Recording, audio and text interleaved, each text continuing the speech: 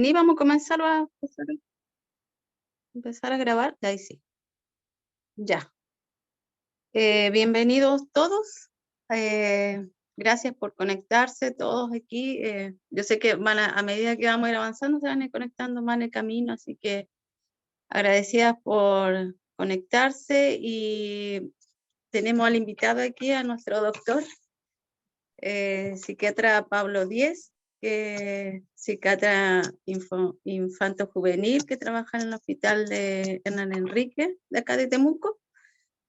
Y él va a conversar de lo que tenemos nosotros pendiente siempre como papás, que quedamos en el camino cuando nos diagnostican el tema del autismo. Vamos a conversar el diagnóstico de el hijo soñado, el hijo esperado, y la estimulación temprana en los chiquillos con autismo. Así que están todos invitados aquí a escucharlo, preguntarle después que termine él, pueden preguntarle, hacerle algunas preguntas para si tienen dudas y eso. Así que bienvenido, doctor. Aquí estamos para escucharlo, para aprender y para orientarnos también en qué vamos a hacer, papitos que vienen nuevos con el diagnóstico y papás que ya estamos en el camino, que también estamos para aprender siempre.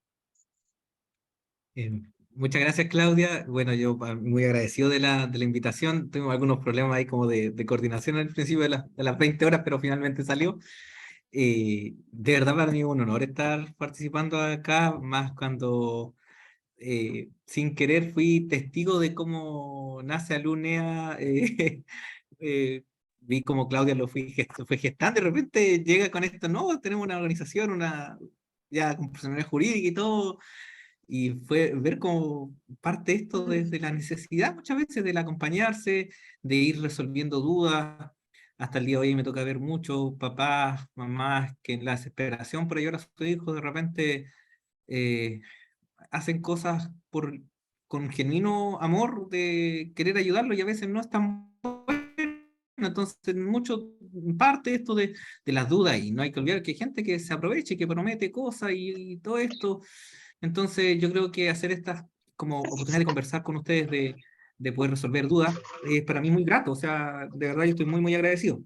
De hecho, cuando conversamos con Claudio de los temas, yo empecé, ya, habitualmente en estas cosas se hacen presentaciones y cosas, que es un tema muy interesante lo que se plantean, pero yo pensaba también que esos son preguntas que uno puede responder y que a lo mejor no todo el tiempo se da para los papás cuando van a las consultas. Yo trabajo en tanto en la parte privada, en parte pública. A veces, por más que afortunadamente conmigo, en salud mental tenemos algo más de tiempo, no siempre es todo el tiempo, y entonces tener esta oportunidad, esta instancia de poder explicar cosas siempre es súper provechoso. Bueno, inicialmente esta charla iba a hablar sobre el duelo del hijo imaginado y de la importancia del diagnóstico temprano.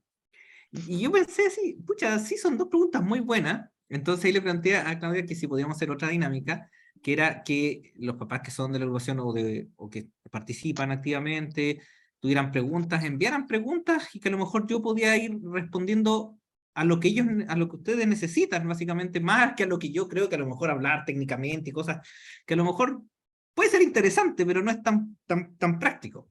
Entonces la idea, lo que les voy a plantear es, voy a dar respuesta a estas dos como grandes como títulos, ¿no? Del duelo del hijo imaginado, y la importancia del diagnóstico temprano, pero también tengo una parte donde agradezco mucho a la que tiene Claudia, que mandó hartas preguntas, algunas muy, muy interesantes. Eh, Traté de elegir las 10 que yo consideré humildemente como más como, importantes, y me gustaría, después de conversar estos dos primeros puntos, poder darle respuesta a estas preguntas que nacen de los mismos papás de la agrupación. ¿Ya? Quisiera partir hablando un poquito del duelo del hijo imaginado, y aquí quiero que es importante que se queden con un concepto. Tener un hijo, hija del espectro autista o de la neurodiversidad, hay muchas cosas que no cambian con respecto a tener un hijo neurotípico. Obviamente hay otras cosas que sí cambian, ¿no? En el contexto de cómo se van desarrollando, pero hay cosas que son equivalentes, por decirlo de alguna forma, ¿no? Y una de las cosas que sí es equivalente es el duelo del hijo imaginado. Y aquí yo quería como que esto fuera como más dialogado también, si quieren intervenir y quieren preguntar algo, o yo les voy haciendo preguntas, me gustaría saber, ¿cuándo creen ustedes que parte en la imaginación de una persona el hijo? ¿Partirá en el embarazo? ¿Partirá cuando se planifica el embarazo? ¿Partirá al momento del parto? ¿Cuándo creen ustedes que parte esto de imaginarse el hijo? No sé si a alguien le gustaría dar respuesta. En mi caso, en el embarazo, responde Bárbara. Es lo que usualmente pensamos, y es muy cierto, parte mucho en el embarazo. Se hace más intenso en el embarazo. Pero el hijo imaginario parte incluso, ahí Claudia está levantando la mano, no, no sé, no estoy de anfitrión, así que no puedo dar audio. Pero último escriban en el chat para hacerlo. Yo, en mi caso, yo soy Claudia, Claudia Amor. En mi caso me pasó que siempre quise tener un hijo y un niño. Y me acuerdo siempre de adolescente joven, Bien, haberlo Claudia. pensado. Muy bien, Claudia, muy bien, excelente.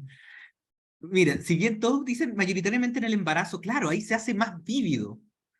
Pero el hijo parte en el momento en que uno se lo empieza a imaginar, incluso en la infancia, con juegos infantiles inclusive, de jugar al papá y la mamá. Ahí empieza uno a crear una proyección de lo que puede ser eventualmente un hijo. No significa que yo esté pensando en tener un hijo, un niñito, una niñita en esa etapa, no. Pero empieza a crearse en el constructo de cómo sería yo, mi imagen o visión como un padre, y como desde el juego, ¿no? Y va complejizando, ¿no? Desde